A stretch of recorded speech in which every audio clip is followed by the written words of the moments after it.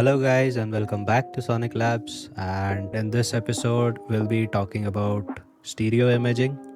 The topics I'll talk about today are what exactly is a stereo field, concept of mid and side, what panning is, and then I'll tell you about some methods to make your sounds wider. And at the end, I'll tell you about a very important thing called mono compatibility. And after that, I will tell you some of the mistakes that you need to avoid so that you can get better stereo imaging for your mixes. And if you don't know any of these terms, then don't worry, I'll be explaining each one of them one by one. So let us begin. So first of all, let me load up this free plugin called Isotope Imager, and this is basically a stereo imager, so you can use it to check the stereo field, the place where a sound lies in the stereo field, and you can also make it wider. So first of all, let us just see what exactly a stereo field is. So what you are looking at is called a vectoroscope, this semicircle, and it basically represents a virtual stereo field, and we the listeners are this white dot. We are positioned at this point. Now here we have the left side of the stereo field and here we have the right side, and basically any sound which is stereo would lie anywhere on this semicircle, making an angle with this straight line. So first of all, you can consider there are two domains in a stereo field. The first one is the normal stereo field, which is this section, and second is the remaining part of the semicircle, so including this and this part, which make up the enhanced stereo field. So usually in today's time, most of the tracks are being produced within the normal stereo field, but you can spread your sound wider to access the enhanced stereo field. So there's a different method to do that, and I'll get back to it once we learn about how to widen your sounds. So now let's get to the concept of mid and side information. So any sound, any signal might have any one of them or both of them, which is the mid information and the side information with it. So the sounds which only have mid information are considered to be mono, and sounds which have either both or only stereo information within them are considered to be stereo sounds. Now I have an example of a guitar loop here. Let's just see how the vectoroscope responds to it.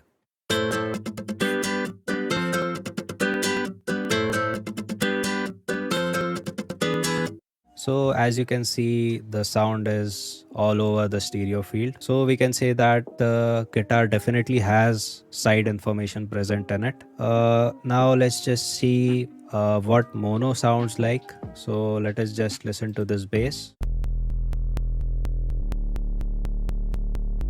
So as you can see, there's only one single straight line present. So any and all the sounds which are considered to be mono do not have any side information with them, and they make up only this one straight line within this stereo field. So they operate only in this straight line, and rest of the entire field remains empty whenever you play a mono sound. Next we have the concept of panning. So what exactly panning is? Now panning is to push a sound in any of these two directions within the stereo field, which is left or right. So I'll show you what happens when we pan a sound. So we'll again take the example of our acoustic guitars, and now I'll pan them to the left side. So now as you can see, I have completely panned the guitar to the left side. So this is also called as hard panning an instrument. So now our signal is 100% on the left side. And now I'll pan it to the right.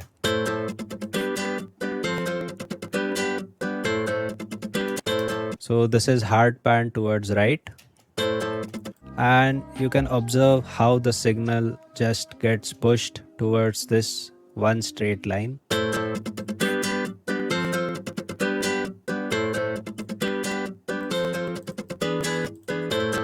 So this is what exactly panning is. Next, now we will try to make our sounds more wider. So basically there are two techniques of widening your sounds, and the first one is just simple stereo widening. So for this technique you need to have your sample to have stereo information in it, which is your sample should have side information present in it, at least a little of it, or else this method won't work. And what exactly we are doing is we are duplicating the signal into two same parts, and we are panning them either equally to the both directions, like 20% on the left.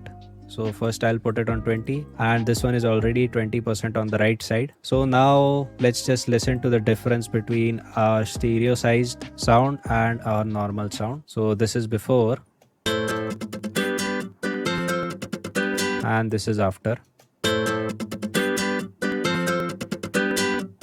So you'll hear a bit of a difference in the width of the sound if you are on good speakers or you have good headphones. Let's just pan it more. We will go like 50% this time. And now let's just listen to the difference.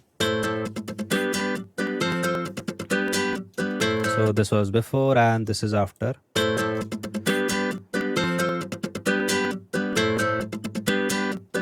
So as you can see, our sound has become even more wider. Now this is what exactly the imager is doing, the isotope imager. When you try to increase the width knob, it is just dividing the signal into two parts and spreading it out according to the width knob that you are adjusting. So more the width, more the spreading of the sound will be there, and lesser the angles with respect to this straight line. So let us just try doing it within the plugin, and you can see a similar effect just like what we did before by panning the sounds. Now what basically this effect does to a sound is it is enhancing the side information of that sound, and it is trying to suppress the mid information at the same time. So this is not exactly widening a sound, but this is only enhancing the side information of the sound, which means you are just increasing the amplitude of the side signal and suppressing the amplitude of the mid signals. So that's why I said that your sample needs to have side information present in it for this to work. Now next method will work on any sound, whether it's stereo, mono, or whether it has both of them. So again, the signal will be divided into two same parts, but this time there will be a delay introduced in any one of them. So what a delay is that one of them would be played a bit late from the first one, but the delay time is very short. It is in milliseconds, so it's not really noticeable, but this one gives a much more natural effect. So let us just delay the right signal this time and see how it sounds. And this was before.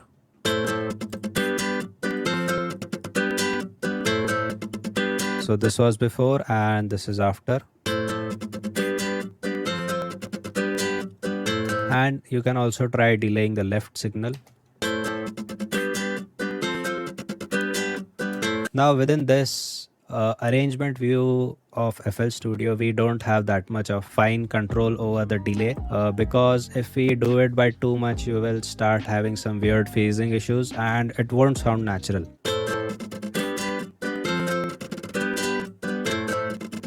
So doing it too much is not really good. So that's why we have our plugin here. If you enable this stereorize option, then you see that this meter has its values in millisecond. So this is basically introducing a delay in the sound. So this is the second way how you can make your sounds more wider, by introducing a delay. So let us just see how it sounds. So as you can see, the maximum value is 20 milliseconds, and even at the maximum value, it sounds natural.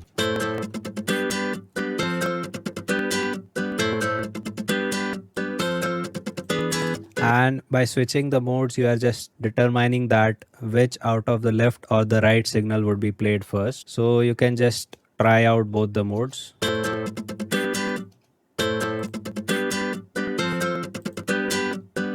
And while you delay the signals, you can also change the width of the sound the same way as we did by panning the left and the right signal. So more the width, more the sound would be spreaded out. So this is how you can make your sounds wider.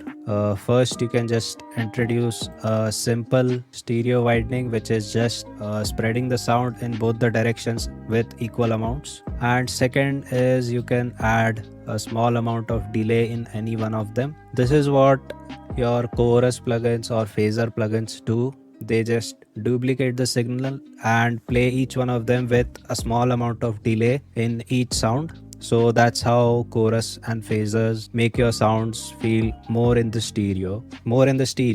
Now next, what I'm going to talk about is really important in terms of mixing, and this is called mono compatibility. Now in today's time, most of the systems are stereo, like they have both the left and the right outputs, so you can hear your stereo mixes properly on these systems. Also, most of the tracks that are mixed in today's time are mixed in stereo, so we have a lot of side information present in it. But if you try to play some of these tracks which are really wide and they have a lot of side information and they lack some of the mid information, and if you play these sounds on a mono signal, for example on your phone speakers, then you will listen a tremendous difference in the original mix and the thing which is being played on your phone or any other mono speaker output. So this happens because the track doesn't have enough mid information present in it, and just because you are trying to make your mixes more and more wider, you are just ignoring that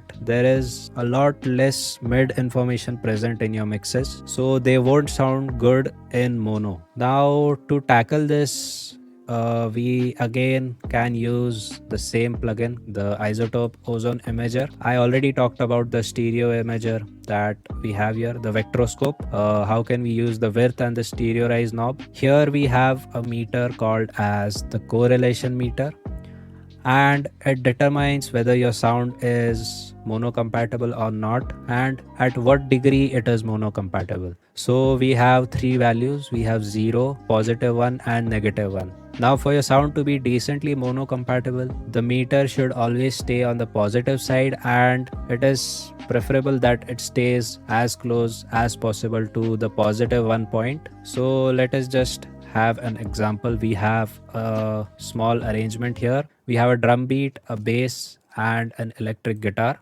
So let's just see how it sounds.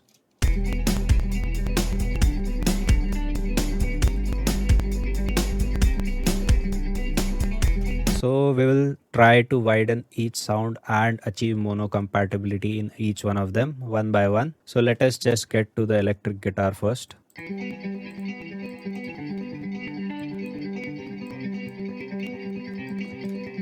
Now as you can see, our sound is really wide, and you can see this white point moving around, and it is going towards the negative side very frequently. So this sound is not really mono compatible and it would sound bad in mono. So what we can do is, first we can reduce the width. In this case we don't need to like widen the sound because it is already wide enough. You can already see by the vectroscope. So what we need to do is reduce the width.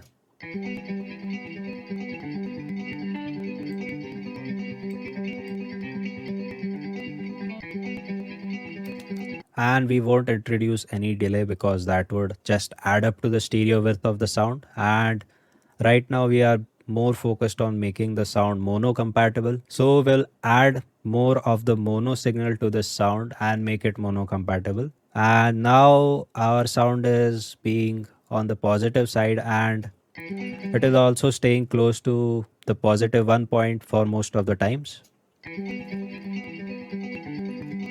So let us just bypass the plugin and see how the guitars sound in mono. So this is our stereo signal being played in mono.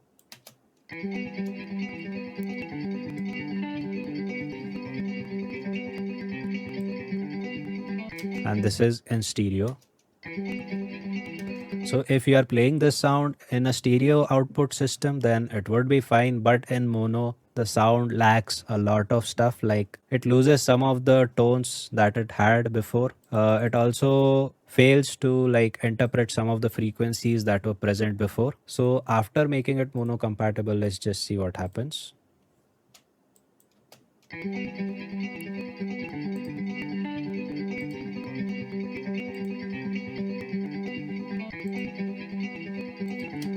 Now you might not actually see a lot of difference in both the sounds, but as you keep on making your sounds wider, they all of them add up to a really bad non-mono compatible mix, and at the end your mixes won't sound good in mono. And when you have a lot of elements present in the stereo field taking up all the space in the stereo field, they might cause other problems like phasing issues and phase cancellation. So making all your sounds mono compatible is really important. Now let's just see how our bass looks.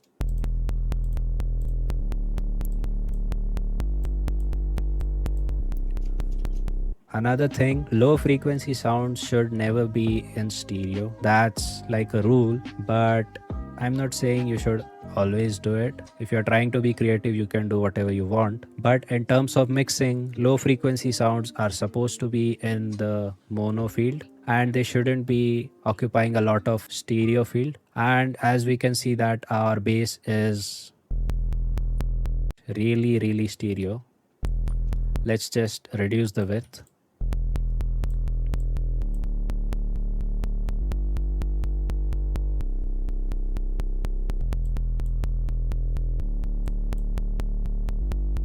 Now as you can see on the correlation meter, our bass is being constantly on the +1 point.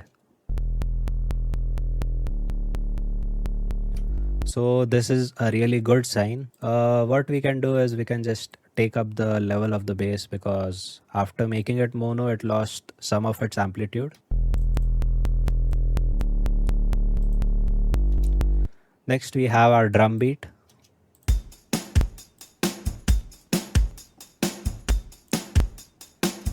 Now since our drum beat is completely on the positive side of the correlation meter, here we have some scope of stereo widening. So let us just see what we can do. I'll also try to introduce some delay.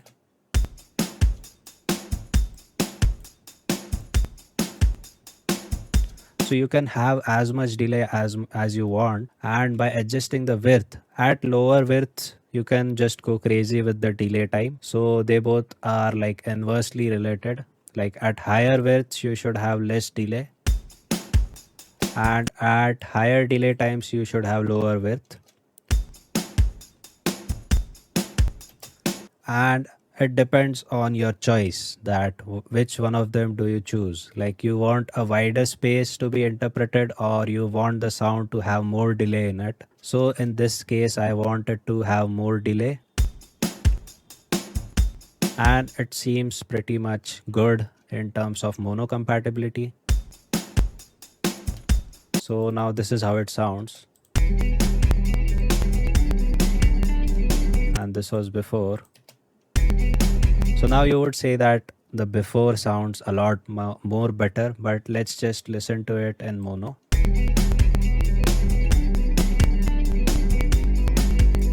And now let's just activate the imagers.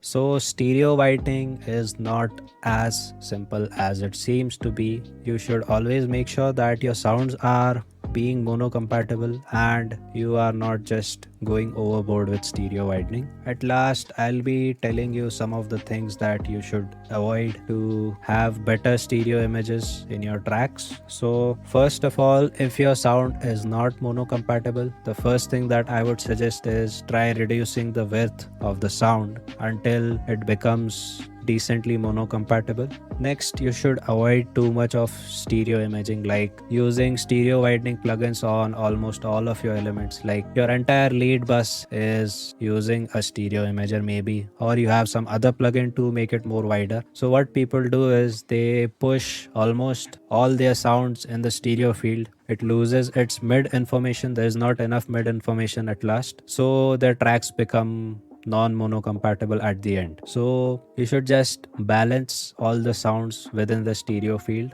and you should consider both mono and stereo while mixing your tracks. Next, you can use layers to fill out the stereo field. Like you can use 3 layers. One of them can be completely stereo and one of them can be completely mono, and the last one you can just spread it a bit in between the stereo field, like at an angle of maybe 45 or 50 degrees, and when you play all of them together you will have a good stereo sound, and that will be mono compatible. So you should use layers when you want to make wide sounds. Next, you should avoid hard panning your sounds. Now what hard panning does is, when you hard pan your instrument, for example on the left side, it loses all the information in the mono and the entire stereo field, and there is only one signal left, which is on the left line. As we saw before, when we panned our guitars, the acoustic guitar on the left side, when we hard panned it, we were left with only one single line on the vectoroscope. Now what this will do is, in a stereo mix, it will first of all reduce the amplitude of the instrument, and